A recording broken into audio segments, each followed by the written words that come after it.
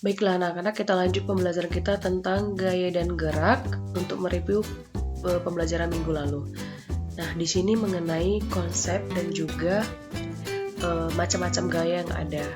Nah, jika kita perhatikan pada kedua gambar kasus berikut, apa yang kalian pikirkan?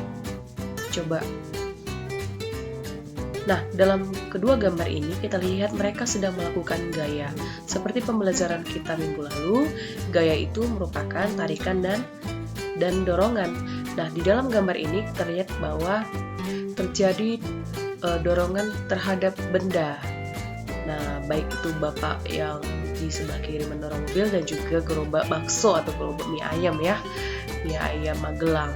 Itu namanya gaya. Nah, kalian kemarin sudah menyebutkan contoh dari tarikan dan juga dorongan yang terjadi dalam kehidupan kalian sehari-hari. Macam-macam gaya atau jenis-jenis gaya itu ada gaya kontak.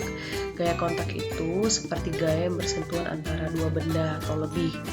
Nah, biasanya gaya itu disimbolkan dengan huruf F. Ingat aja bahasa Inggris daripada gaya yaitu force. Dan satuan dari gaya adalah Newton. Biasanya benda yang memiliki gaya kontak itu memiliki dasar atau lantai yang kasar, bisa lantai yang licin juga bisa. Contohnya seperti box atau kotak yang didorong oleh orang, kan berarti bersentuhan antara boxnya dengan lantainya. Itu merupakan contoh dari gaya kontak dan banyak sekali contoh lainnya dalam kehidupan kita sehari-hari. Nah, contoh selanjutnya tentang gaya berat. Gaya berat itu identik dengan atau sama dengan gaya gravitasi atau gaya tarik bumi. Contohnya ini pada umumnya misalnya buah jatuh dari pohonnya itu bukan karena ada orang yang mengambil ya, atau orang menjatuhkan dari atas, itu kurang kerjaan. Tapi adanya tarikan atau gaya dari bumi yang membuat buah itu jatuh ke tanah. Sehingga rumusnya W sama dengan M kali G. W itu gaya berat, M itu massa, dan G itu gravitasi. Makanya arah panah disesuai dengan gambar, W itu ya bebannya gitu.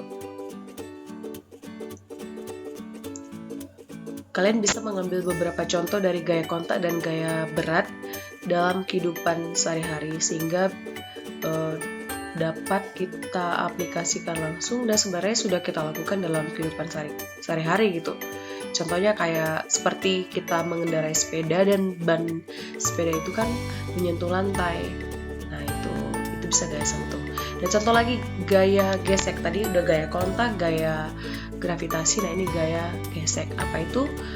Hampir sama dengan gaya kontak. Nah, gaya gesek ini biasanya benda berhubungan dengan dasarnya atau tadi contohnya lantai.